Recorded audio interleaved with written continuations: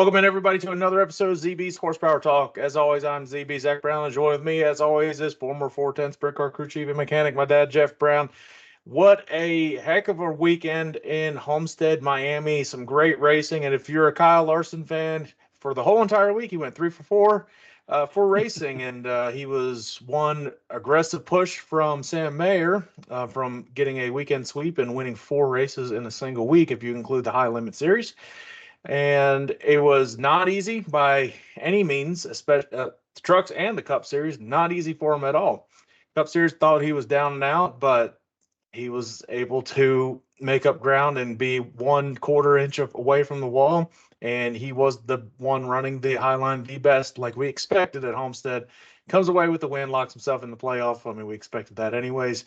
And he was the favorite for a reason. Homestead wasn't a dominating win, but it was an impressive win.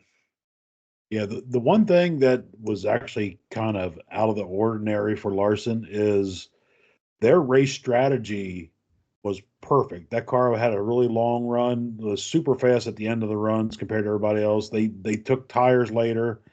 You know, a lot of times we always question their race strategy, but they hit it right on the head this time. You know, it would have been interesting to see if Blaney wouldn't have blew the engine. You know, Blaney was real fast for the first 3/4 of a run. Larson was super fast for the last quarter. Would they have battled it out there at the end? I don't know. Unfortunately, we didn't get a chance to see that. But, you know, it's a shame for Blaney. And that's weird. You don't see engine failures like that. That was was like a catastrophic rod failure. or something. That thing. Yeah, that was a catastrophic failure in that engine. And yeah, his luck is the worst this year, and the cars have been really fast for him. He just has no finishes. Well, he has a couple finishes, but not anything too impressive to show for it. I mean, he's had a couple race-winning cars, and bad luck has happened to him. Yeah, with Larson, and it was kind of funny. Larry McReynolds was like, "This is a strategy is never going to work," basically saying what Larson and Denny Hamlin were doing, splitting it right down the middle. And they're like, "This is never going to work. That's the dumbest strategy ever." And it ended up being the race-winning strategy. Yeah. So clearly, Larry Mack wasn't right on all of that. I think Larson's car was so fast. I don't think anybody expected it didn't fall off nearly as much as other cars did. He was still keeping it within a second and a half of off the pace from the leader with worn tires and then new tires. So it worked out, and cautions went their way this time. And Alex Bowman tried a little too hard, got into the fence. Yeah. And he even posted on X that he was he was a little it was something he was like struck by the greatness of Larson or something, and he hit the wall, messed up himself. So but Bowman's looking good too. Really, the only one that's not looking great in the points races is Chase Elliott. He's just kind of been outside looking sixth in. in points. I mean, it's not like he's bad. Well, when I'm thinking bad is not as good as the other three, but the Hendrick camp is that they've got it figured out right now. They got speed. I mean, Chase won the Clash, so I mean, expect him kind of foreshadowing be decent at Martinsville. And yeah, the Xfinity Series, Larson had one taken away at the late. That was a caution that costed him. And Mayer had a really aggressive push. Nothing really against Mayer. I don't blame him. You know, he was trying to get a little sooner. I think Larson spun the tires some on that too. I don't think it was perfect restart by him by any means.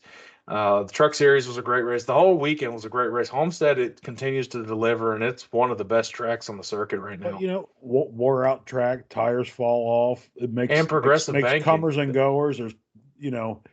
And I saw people posting that the race was boring. I'm like, what the hell race were you watching? No, many different bunch of lead changes. I mean, Blaney. And we'll be honest with you. We say it's a boring race, so yeah, we'll say it. We don't care. Like we'll be straight up. There's a lot of lead changes and a lot of people, you know, coming from the back to the front. I mean, Blaney stunk it up for part of the race, but you know it was still interesting. At the end of the runs, all of a sudden, you know, those guys are falling off and the other guys are coming. It got pretty interesting. If people get a little more patient and just watch strategies unfold, that's when the excitement starts happening. Yeah.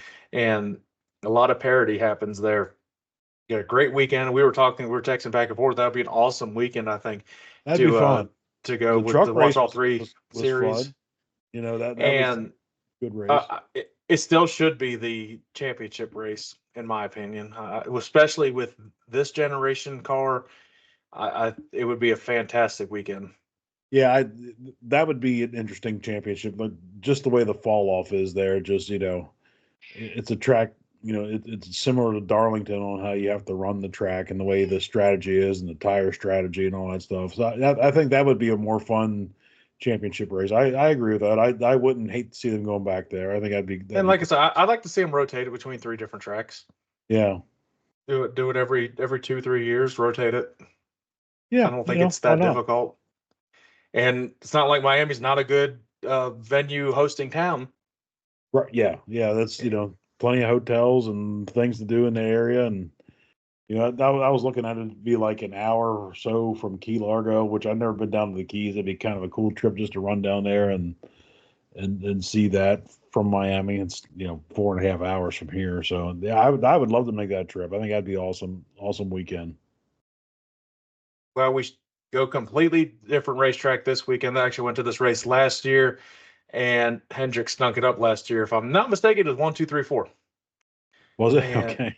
I'm pretty certain. And William Byron ended up beating out. I think Larson was second, and it was a great race. That's where they were all in the Ruby cars. Okay. And it was a boring race. This car just doesn't do great on short tracks. Yeah. And I don't know. High horsepower would change it on the small tracks. We've been saying it, especially Martinsville, when there's not too many grooves. I think higher you need horsepower. the horsepower to drive past people down the straightaway. I mean, because it's nothing at Martinsville now. You just downshift and just if you can't make a corner, you just downshift and make the corner that way. And Denny Hamlet's been saying that a lot. Yeah, this is a fantastic venue though. This track is great. It is an old school feel. It's a very small town, and it'll be pretty packed. It was packed last year. It's terrible to get out, and traffic's terrible. There's one way to get in and out, and it was awful. That's the one downside to Martinsville, but it's a fun.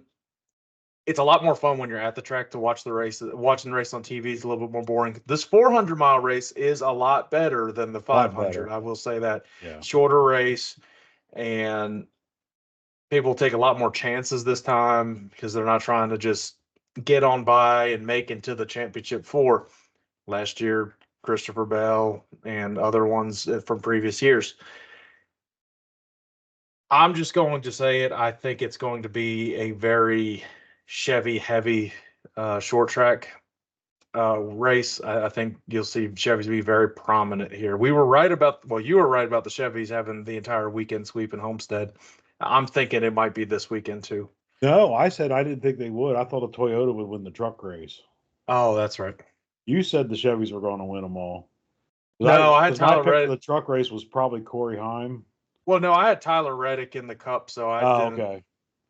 But I knew Chevys were going to be strong. But I think this weekend, just the way the Chevys are set up, and especially the Hendrick cars, they've kind of got it going. They've got Martinsville figured out. Against Hendrick cars at Martinsville. Yeah. But then you throw Virginia native Denny Hamlin in there who gets around Martinsville. Yeah, there's a few drivers you can pick for this one. It'll be a better race than the 500, like I said. Brakes right now will be a thing to watch based on a bunch of failures we've seen with the engines. It wouldn't surprise me to see some brake failures in this race. Yeah, it's not as bad anymore. They run such, I think they're 18-inch wheels now compared to 15, so they get huge brakes on those things. So the brake issue is not normally as bad. Now they can still overheat those brakes and then get the pads chatter, and then it makes it a little more difficult on the driver. Don't want to stop, but for the most part, it's not like it used to be where 3/4 of the race, they had the brake pads were gone. There was no more brakes left. So I don't think you'll see that. Now they do have a habit of breaking those brake rotors every now and then. So that could be more of a failure than the pads wearing out, I think. Well, the big thing happening this week is that Corey Day is making his Xfinity Series debut at Martinsville. I did not know that. Good for Corey. Yep. Hope he has does He's well. racing the 17 car. Okay. He races 2 or 3 races in Xfinity. He's kept it clean when he's raced in the Truck Series. He's gotten solid finishes. That's all they can really ask for him right now. He's Yeah. 19. I mean, damn. He's got to learn.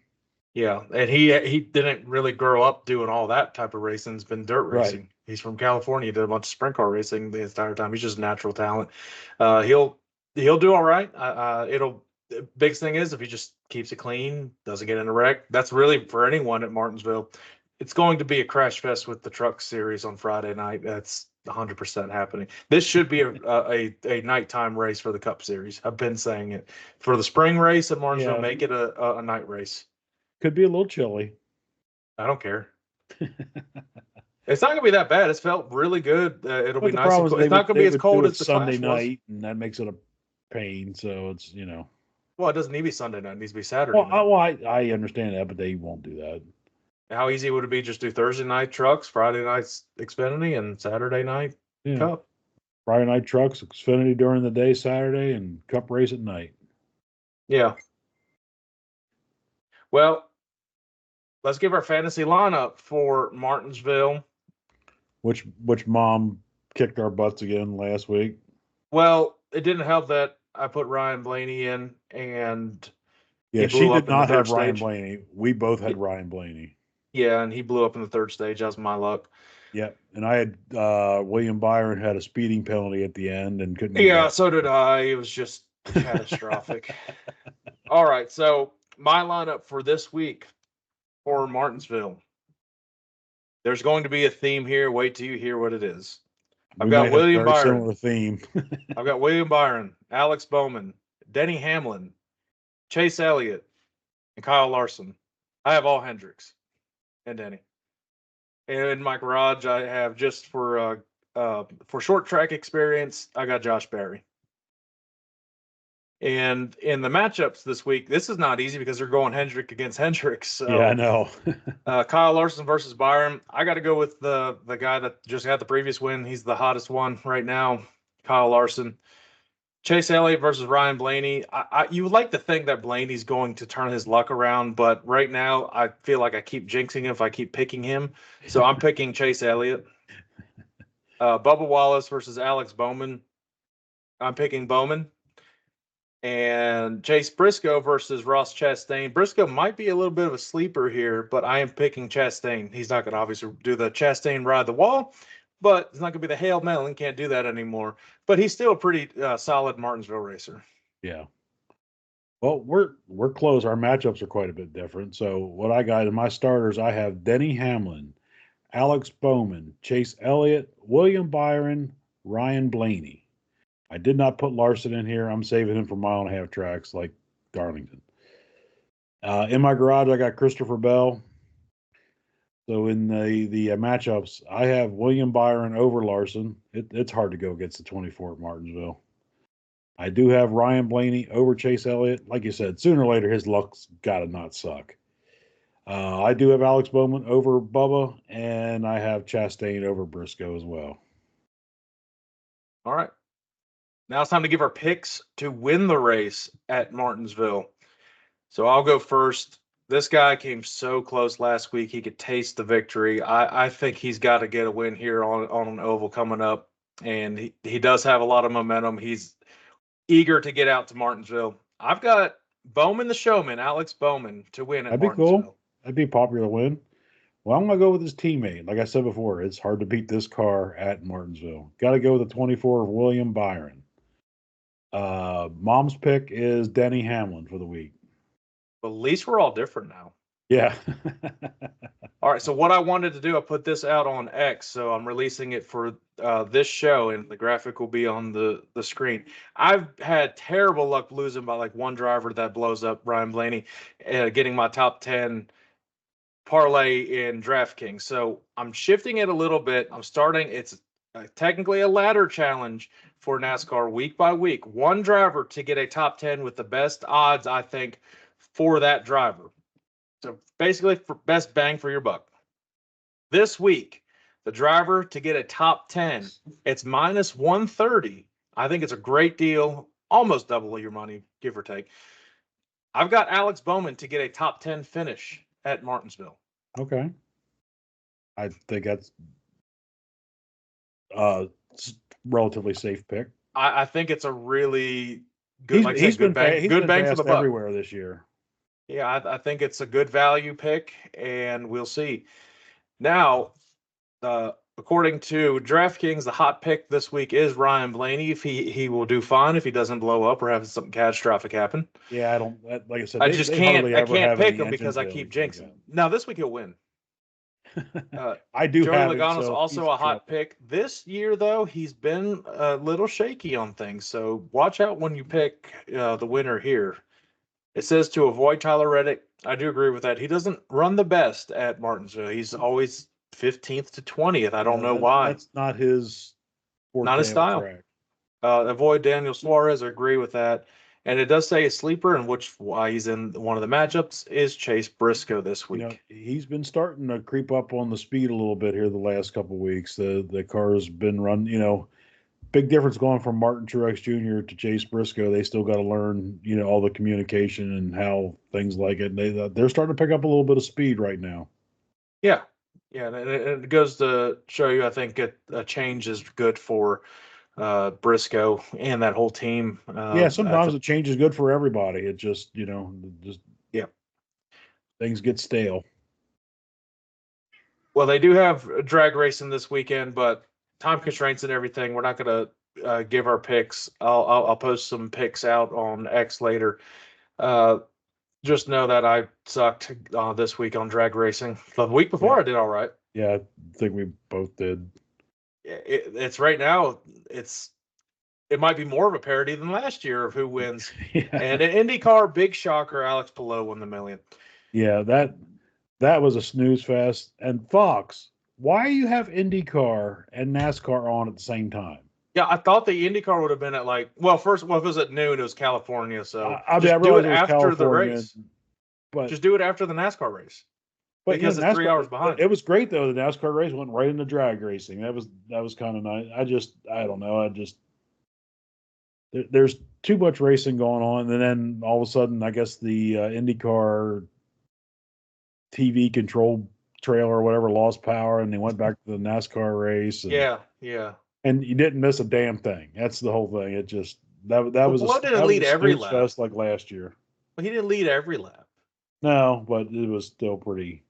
I tuned in and I don't know what he was, like 11 seconds ahead at one point. He just got a knack for those type of tracks. It just comes down to can he do well on ovals to really set himself apart. Yeah. That's where people can make up ground on him for the championship. And we'll see that here in a few weeks. High Limit and Outlaws delivered once again some good racing, especially Outlaws, High Limit. not so much. High Limit was really good racing. Larson won the race he was in, but they're back. I think this week they're back on the Selena High Banks. Is that where If they I'm are? not, because I kept seeing they're like, hey, last year at Selena High Banks, McFadden went for a flippy flipper. So that's when Sweet booted him into the outside. If you didn't see the Wednesday night race that Larson won, the track was super rough, and he was just running. He basically ran the sprint car, the truck, the Xfinity, and the Cup cars all the same way, wide the frick open. He was bouncing, and he was the only one that was getting through those ruts. It was an impressive run. Those guys would hit that and screw up, and he never slowed down. It was unreal. Oh, and for the Cup Series win, that is Kyle Larson's 30th win. He is the 30th driver in NASCAR history to reach that mark. He's nowhere close to being done. He'll at least get 50 in his career, at the very least. I would think so. And I would have. That was 23 wins with Hendrick or something like that. That sounds about right. I mean, it just shows that's just kind of a match made in heaven with both of them. Yeah. But I think Hendrick will get every one of the drivers is going to make the playoffs. I think so. Yeah, Bowman's going to get a win. He's just been too fast this year. I'm hoping this weekend, so I'm right. I mean, I got him in fantasy too. I'd be all right with him getting the win. Bowman's stays very quiet. He don't ever say much. I hope he gets a win. And that car was freaking sharp last week. Yeah. That was a good looking car. Speaking of good looking cars, for next week at Darlington, we will do a segment. It's going to be hell yeah or hell nah. Yeah. And we're going to put the graphic of the throwback scheme, because there's going to be a couple more unveiled in this next week. So we'll do it next week. Yeah. And we'll be like, hell yeah or hell no. And just FYI, it's going to be a hell yeah for Larson's car, because that was my favorite paint scheme Yeah. ever. That was for sure yours. Yes, the Frosted Flake one is amazing, and they did a really good job once again on Larson's car. There's a bunch of cool ones that we'll see. We'll show next week. Yep. But I think that does it for this week. If you want an NHRA picks, sorry, we'll probably jinx them anyways if we picked them. Yeah, I've been really sucking bad on HR picks. That's so we might just post it and just be a little safer on that end. Make sure you get that ladder challenge bet in now before they do qualifying, because if Alex Bowman starts on the pole or in the front, that odds will change and it will not be that good of a value anymore. So put it in now while you got the chance, before Friday and Saturday when they start running practice and qualifying. They're going to change it. I think that's the best value for this week. So this is week number 1 for that, and we'll just roll it over every single week until we lose, or just stop whenever we get up a decent amount. Whatever you guys want to do, whatever tickles your fancy. Yeah. But make sure you follow on all social media platforms, anywhere you get your podcasts, on YouTube page as well, and share. And we'll see you guys next week. all right. See you next week, everybody.